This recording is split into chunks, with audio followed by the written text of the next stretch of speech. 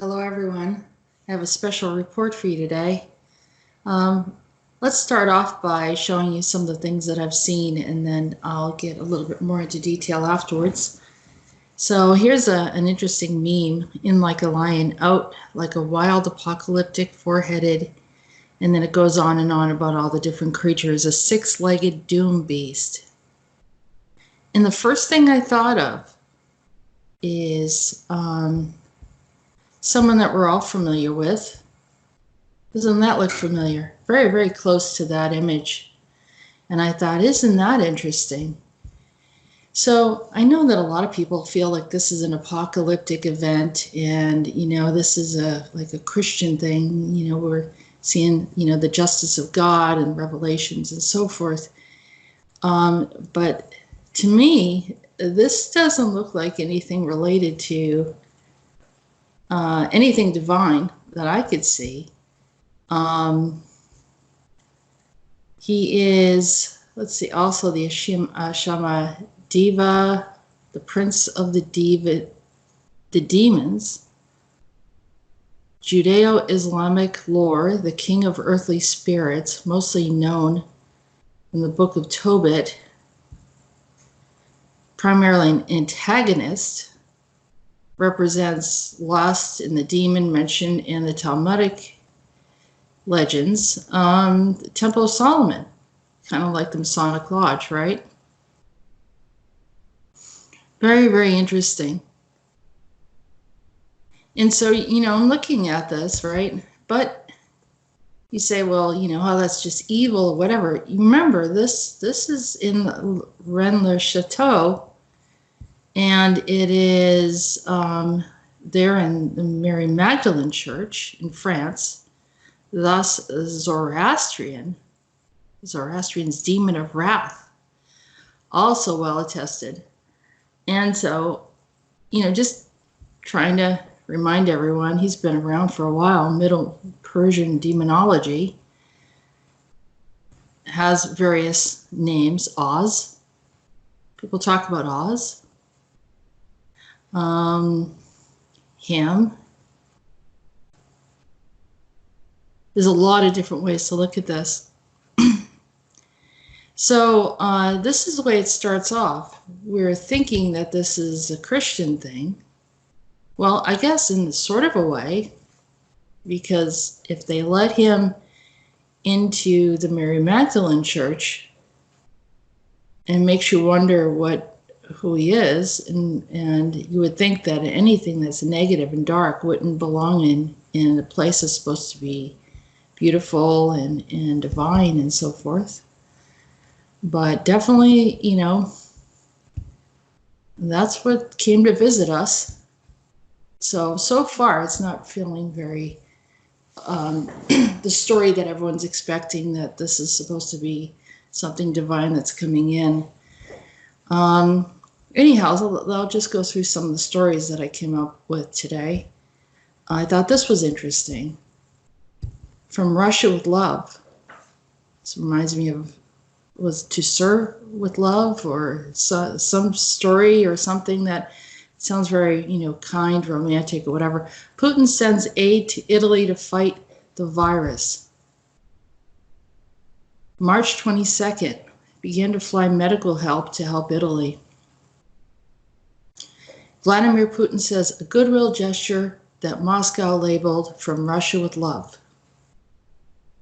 Military planes began taking off from an airbase in Moscow after Putin spoke to the Italian Prime Minister Giuseppe Conte on Saturday, and agreements were later reached between the respective defense ministers. And the Kremlin said that Putin had expressed his support for Italy's leaders.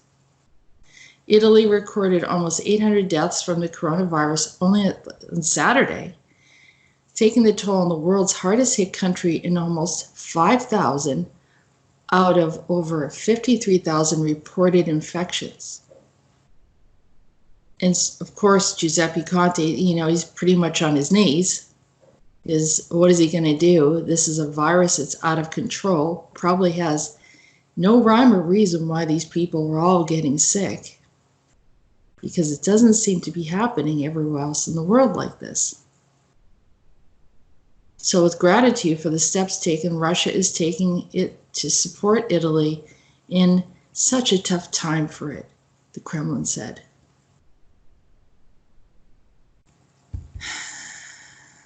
China, the origin of the outbreak, has also sent medical supplies to Italy.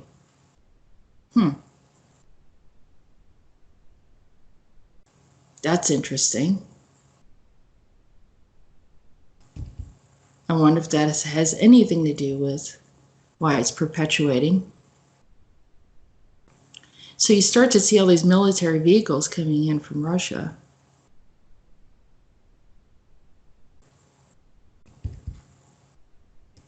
Russia itself has reported 367 cases of the virus. Wait a minute, how many were there up here?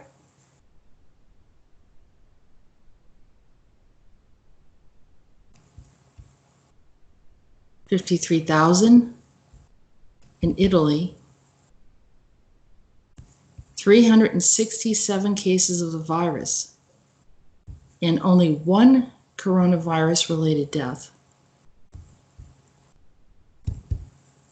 I don't know if anyone's been looking at the statistics of how many the United States has. So I guess that maybe Russia's the chosen ones, and they didn't get the death angels or the reapers or anything else. They seem to kind of got a pass on all of that, or they have the remedy like the thieves did during the bubonic plague. But for some reason, they're really going after Italy. And I know that, some people say, well, yeah, the Pope's there and all this and that, but keep in mind, these are all innocent people that are getting harmed. All innocent people. I mean, not 100%. But they definitely didn't deserve this. And it's happening all over the world, not just in Italy. But if you want to take out the Pope, you don't have to take out all the people. So I don't know what's going on.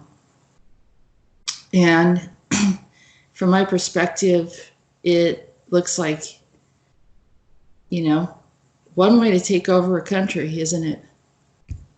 Could happen anywhere, including the United States, since everyone's all gung-ho about this whole thing, saying this is fun, right? This is good. We're going to just follow what's going to happen next week, what's going to happen the week after that, and it's all kind of fun until you find out that thousands and thousands and thousands of innocent people got killed in the effort of getting a handful of people.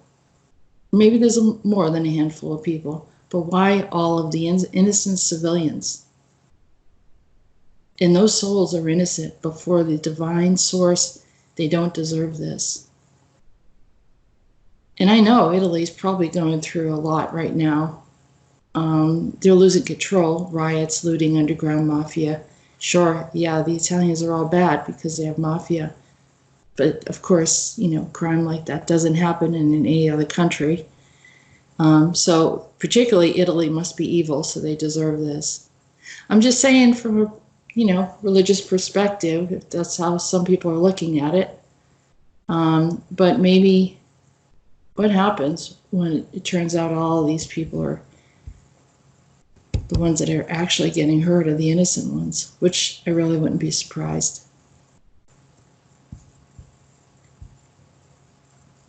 Restrictive measures keep Italian citizens locked down. The poorest sections of the country are becoming more and more hostile.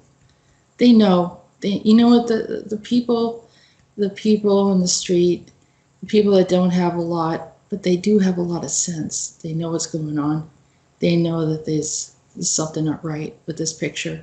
They know that there's a reason why they're getting hit pretty hard, and it continues to make them more vulnerable, so they're reacting. But this is what they wanted, right? So if you react and then you get this, there's the vehicles. This guy right here, he's heartbroken. He's out there bringing food to people, trying to help them out. This people were all human beings all over the world. Nobody wants to see this, and no one should have to go through this. It's totally unnecessary. Very sad. Meanwhile, this is going on.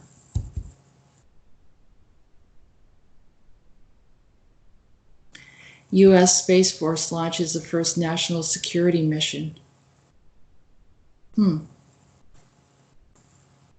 If it's a virus, what is this all about? Cape Canaveral, Florida? Atlas V rocket was launched.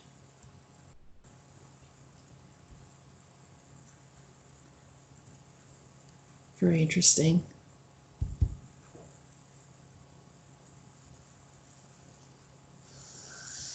That was on March 26th. There's a lot going on, isn't there? Then I saw this. If we do it right, we'll only have to do it once. Bill Gates calls for a nationwide U.S. shutdown. As far as I can remember, Bill Gates was selling computers. When did he become our politician and represent the United States politically? And I don't remember voting for him or even seeing that he was on the ballot. Why is he determining our fate?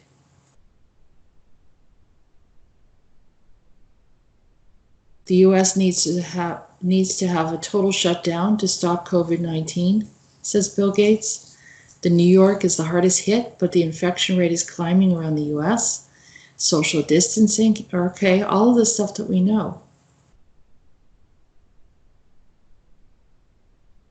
Well, Americans are being advised to avoid non-essential travel, gatherings, lockdown measures. We're entering into a tough period of time. I mean, I agree with a lot of this stuff, but since when is he being quoted from? I mean, I don't understand how he stepped in and what game is being played here. We only have to do it once for 6 to 10 weeks. It has to be the whole country. And you're launching all sorts of stuff into the atmosphere, making sure everyone's off the streets so 5G and everything else can be hooked up. We have to raise the level of testing and prioritize of all the testing quite dramatically in order to make sure we go through one shutdown. Anything he says, I'm questioning very seriously. I know that people don't need to be out and around, but I think that there's clearly an agenda here. Countries around the world are grappling to stem the spread of the virus. They already have a remedy. Let's ask Russia. They only have 300 and some odd cases, right? They should know how to fix it. But no, let's destroy the U.S. And they already got a whole bunch of people saying, oh, it's destined to happen like this. You don't understand. I love it when people tell me, you don't understand. Okay, I don't understand. You're going to let the whole nation go down into destruction while you're in some kind of dream state, while all this is happening right in front of your eyes.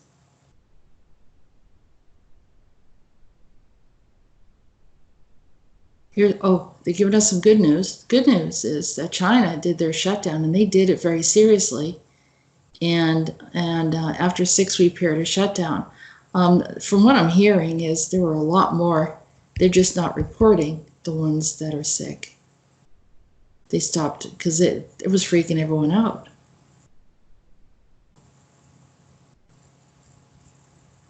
New York City are flooded with coronavirus cases. Well, a lot of those people are staying home. So how are they all catching it? Anyhow, talk about New York City. And I just want to mention, I thought, this map, it's all red.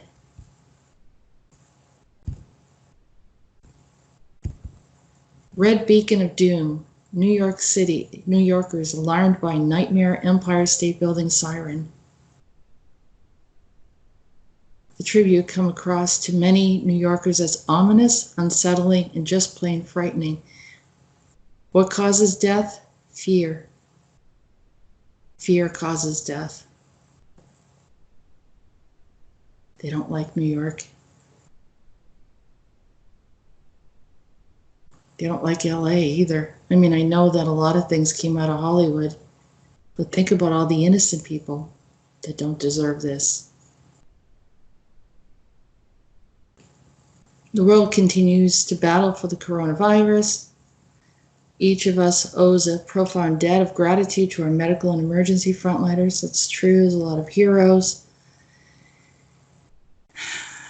On Monday evening, the iconic Empire State Building made a gesture of gratitude with a glaring light display filled with symbolism that would make clear the city's gratitude towards critical healthcare personnel and first responders. Instead, the gesture came across to many New Yorkers as ominous, unsettling, and just plain frightening. Maybe he has something to do with it.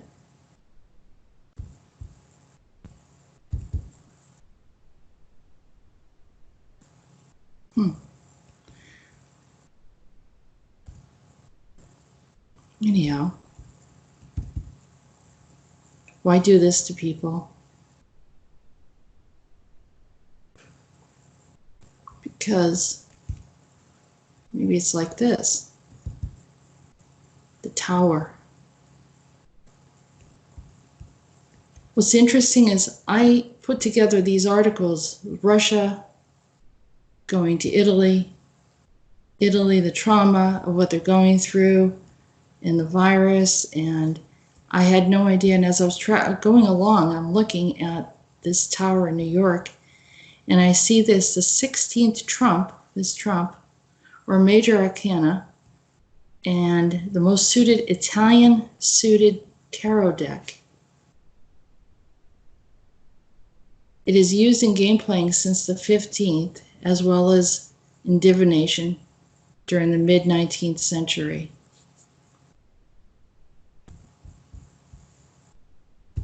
This tower. Looks like people falling out of there. 16. This is from the Rider-Waite Tarot deck, for those of you that know what I'm talking about. In the tower in 1909. It's pretty close to the last time when they had the Spanish flu, isn't it? The card follows immediately after the devil in all the tarots that contain it, and it's associated with sudden disruptive revelation. Talks about revelations. The devil, Asmodeus, at least one of the devils. There's more than one, by the way. Some early painted decks, such as, and then it goes on that it's Italian. The Visconti Sforza tarot did not contain it, and some tarot variants. Look at all the red coming out of here. A lightning bolt. Yeah. The lightning that depicts a tree being struck by lightning. Looks like a lightning bolt, doesn't it?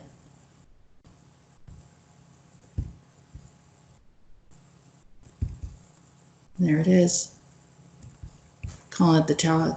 Reference to the biblical story of the Tower of Babel.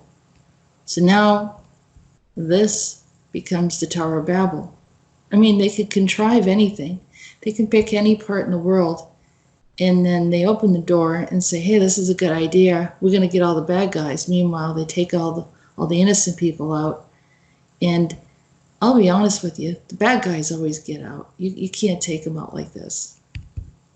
That, you know, that if that's what they're planning on doing, I guarantee you, same guys will be in the background because they are not human, and it is not done by putting someone in prison or anything like that.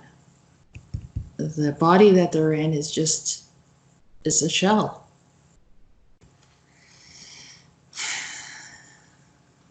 So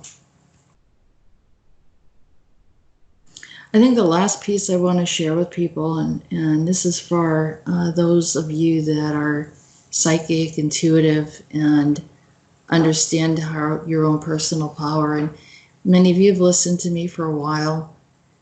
And I just want to let you know something else that I found, and I hope that this helps you. I was seeing something that looks like soul eaters that were coming through the AI, possibly being triggered, even enhanced by some of the satellites and 5G or whatever, the enhancement of this grid that they're going to try to create. Keep in mind at the end of that tunnel there, you know, whatever is connected to those lines of frequencies, I literally saw some soul eaters. If you happen to see them and you know how to manage it, then go ahead. If you want to contact me, please do. I'm more than happy to help in that area. Because like I said, they're going after innocent people. This is a harvest, and we're just making it easy for them. And honestly, I don't think we should. I think we can obey the entities that want us to just hand over the planet, or we can stand up for ourselves and do something about it. So with that said, people, you know how to reach me. You want to leave comments, leave comments. This is, you know, something that I'm seeing. I thought it was quite interesting. I'd love to keep you up to date. Thanks again. Have a good night. Stay safe. No fear. We are all protected with the divine. And remember also that if you're connected to the universe in the right way, there's nothing to be afraid of. We're going to bring in the highest intention for humanity. Let's get us back into our proper timeline, and let's ask for protection for everyone who is innocent. Thank you. Blessings. Talk to you soon.